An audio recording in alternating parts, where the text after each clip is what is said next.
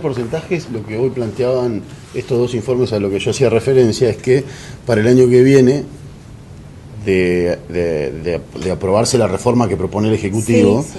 El de 24 puntos más o menos, que sería el 24% de ajuste, pasaría a ser un 14%, o sea, claro, perderían 10 puntos de ajuste los jubilados. Exacto. Para verlo cuánto les repercute en el bolsillo de cada uno después. Exacto. Eso, ¿no? Sí, lo ideal, o sea, si vos querés, lo ideal siempre, todos los fallos que hay vigentes hasta ahora, los más emblemáticos, que fallo Elí, fallo Badar o fallo Sánchez, en función de la fecha que te hayas jubilado, siempre dice que tiene que ir enganchado con el sueldo, o sea, los reajustes tienen que ir enganchados con los sueldos de los activos, que es como está actualmente, ¿no es cierto? Porque ahora tenés una fórmula que está en función de la recaudación y de los sueldos también. O sea, el 82% móvil. No, el 82 no es el que está ahora. No, pero debería el sueldo no, en realidad, no, tampoco, no hay, si vos te manejas, o sea, acá en la Caja de la Provincia, en el régimen provincial sí tenemos el 82% móvil, pero en regímenes a nivel nacional e internacional y todo lo demás es muy difícil llegar a un 82% móvil. Yo te diría que es casi imposible, porque aparte también tenemos que ver que ¿por qué se debe modificar porque tenés que empezar desde el origen, o sea, decir el reajuste porque vos cuando haces un reajuste del primer haber, o sea, de la persona, que se llama reajuste de haber inicial, y después les vas dando las movilidades a través del tiempo. Entonces, si nosotros tendríamos una jubilación con los índices que realmente corresponden y con una inflación, un porcentaje de inflación estable, o sea, no podría llegar a ser el índice de inflación ese el que reajuste las jubilaciones. Pero primero tenés que actualizar como corresponde el primer haber que cobró el jubilado. Entonces, a partir de ahí, recién podrías llegar a hablar de un índice por inflación. Ahora, cuando usted mira las reformas que promueve el Ejecutivo, ¿son para mejor? ¿Son para peor? Pensando en el bolsillo del jubilado. Sí, pensando en el bolsillo del jubilado. O sea, por eso, si hacen una reestructuración general, yo diría, o sea, hay que ver sinceramente cómo sale porque todavía no llegó, o sea, no podemos hablar porque no lo vimos al proyecto. Hoy llega. Claro, hoy llega, pero vamos a ver cómo llega, porque por ahí también va a haber un montón de cuestiones que analizar, o sea, porque no es solo el índice y quizás si vos analizás en un contexto, en un conjunto de la ley, como hay un montón de cuestiones que según dicen que lo van a tratar, bueno, ahí habría que ver qué resultados después tenés en la jubilación. Entonces, ¿no? Pero, por ejemplo, una de las cuestiones también que hablan en el proyecto es, porque ahora vos, por ejemplo, cuando tenés sueldos muy altos, que hay más o menos 200.000 personas que están en estas condiciones, tenés un tope no solo a la jubilación, que están 50 y pico de mil, sino también tenés un tope a los aportes que vos hacés, que el tope está en 80 y pico de mil pesos, si vos tenés sueldos superiores. Entonces, bueno, eso se va a eliminar esos topes, entonces vos vas a aportar por lo que efectivamente ganás y vas a cobrar tu jubilación por lo que efectivamente aportaste. Quería preguntarte una cosa. En definitiva, una de las discusiones centrales es creer o no en los datos que produce el Estado sobre la inflación. Exacto. Porque cuando se aplicó desde el 2009 la fórmula de 2 aumentos anuales sobre un 23, 24, la inflación real era el 30 y la inflación que marcaba el Estado era del 10. Exacto. Entonces se podía tranquilamente decir están 13 puntos arriba cuando en realidad estaban 7 puntos abajo. Exacto. Sí, pero tenés manejante, Nosotros, a tu criterio, las jubilaciones se fueron acercando al 82% de la creación de la ley. No, para nada, no, están muy cada lejos. vez se fueron alejando, pero se fueron alejando o se fueron acercando. No, se fueron acercando, Entonces nos perdieron. A partir de la ley, pero no, estamos muy lejos del 82% móvil. Por eso se decía, únicamente el 82%. Pero estaban 7 puntos abajo de la inflación. No, porque no eran solo una inflación. No, estás, por eso te digo, o sea, con la tasa de... El 30% de la inflación y te pagaba 23%. Pero no se ajustaban solo por la inflación. El ajuste actual no se ajustaban por la inflación, se ajustaban por el salario, por la inflación y demás. Entonces se estima que el año que viene, se lee por ahí, bueno, que la recaudación va a ser superior y todo lo demás, o sea, el índice se iría muy arriba. Bueno, es por eso que se está trabajando para ver qué índice se aplica. ¿Y cuál crees que debería ser por el eso criterio?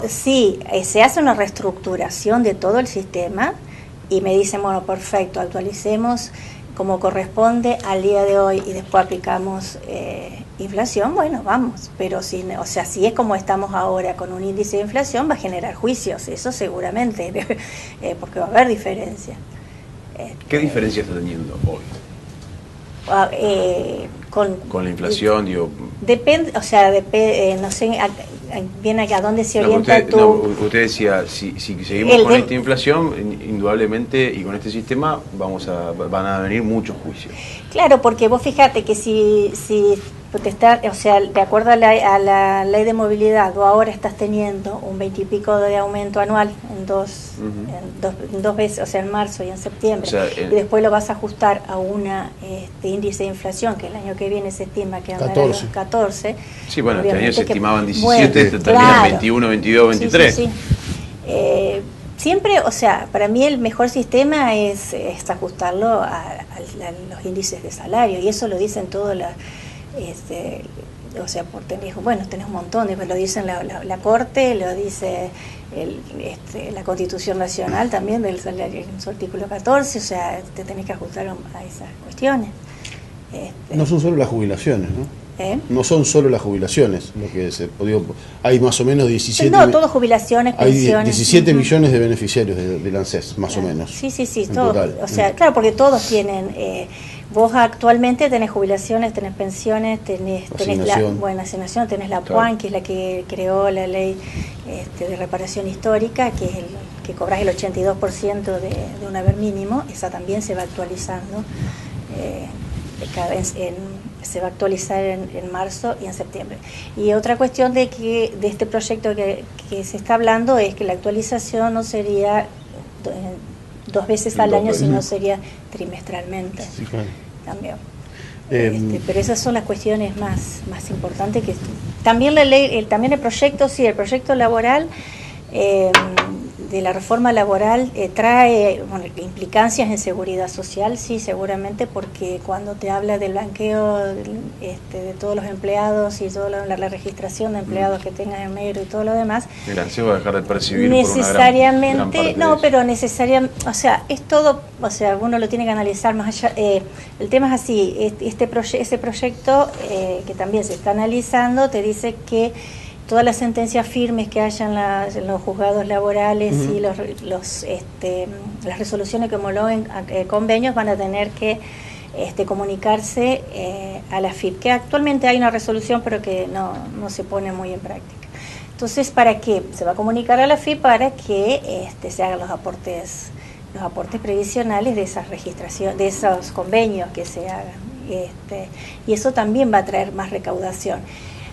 Va a traer recaudación por un lado, pero por el otro lado también va a acceder más gente a la jubilación, porque sus aportes, claro. Al obligarlo al empleador a hacer los aportes, quizás había gente que no entraba en un régimen de moratoria, por ejemplo, y logra acceder a su jubilación. Y entonces ahí estamos también, que el sistema está todo mal. ¿Por qué? Porque entra mucha gente también y no tenemos, si bien entran con aportes, pero no en la cantidad necesaria que se necesita para hacer frente a la cantidad de beneficios.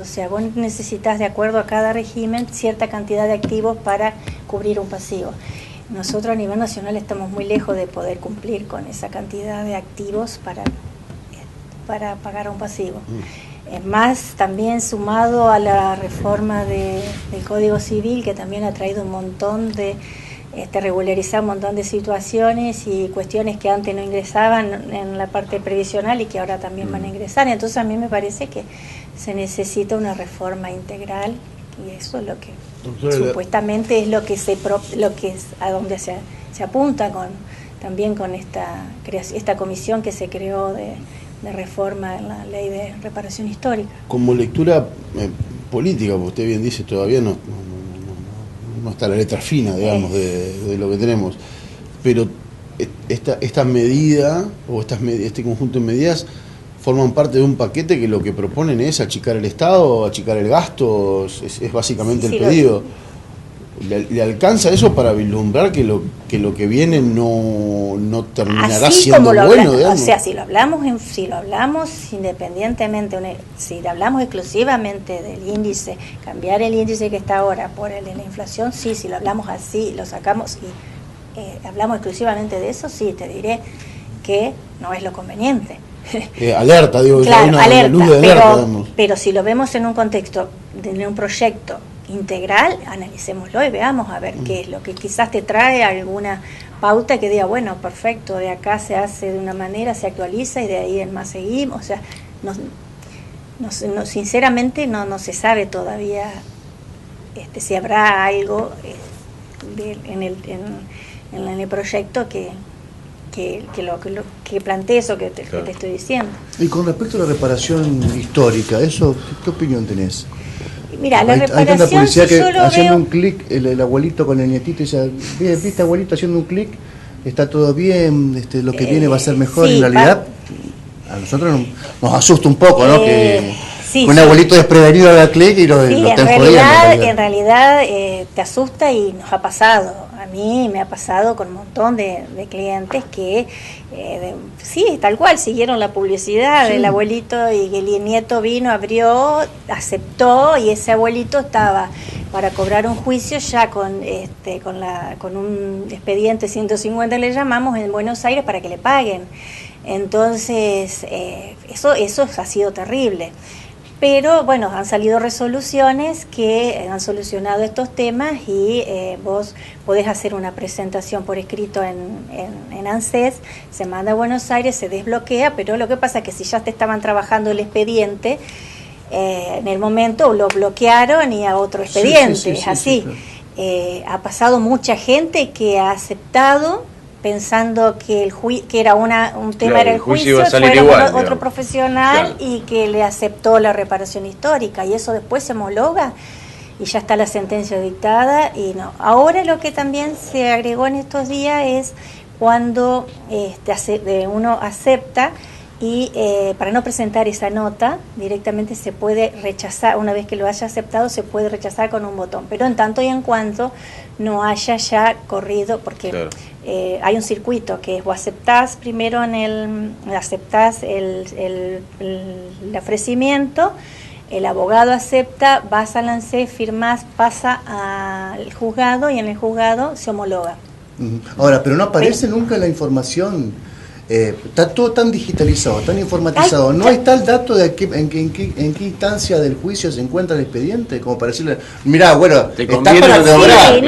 Sí está, sí, vos podés darle entonces información. No es una emboscada tampoco la página. No es una emboscada para nada, o sea, porque el cliente, vos decís, bueno, yo cliente, tengo un profesional que me está llevando el juicio, que ha pasado la mayoría de los casos, que van al profesional y dicen, doctor, ¿qué hago? O sea, bueno, perfecto. Pero hay muchos que no, por curiosidad, y el nieto, porque como son los chicos ahora también, que bueno, tocaron y aceptaron, o sea, pero si vos me decís el resultado de una reparación, lo que fue lo que está siendo el resultado, o sea, a nivel personal te puedo decir que fueron muy pocos los clientes que aceptaron la reparación histórica porque el índice que se aplica es el índice RIPTE, que no es el índice ISBIC, que es el que está dando la Cámara.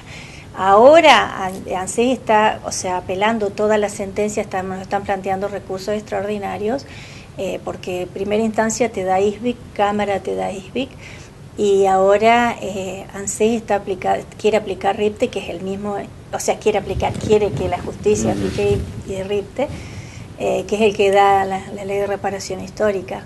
Entonces están planteando los recursos extraordinarios. Por suerte acá en la Cámara de Santa Fe, que está en Rosario, están rechazando los recursos extraordinarios, tendrían que llegar a ir en queja, pero es someterlo a los jubilados a la larga, ¿no? Pero bueno, por ahora están confirmando ISBIC. La Corte no ha resuelto otro que no sea ese índice. de aplicación. Doctora, muchas gracias por venir. Bueno, muchísimas gracias. Supongo que tendremos más información, cuando esto se materialice. Seguramente no hay ningún inconveniente, que lo sigamos tratando.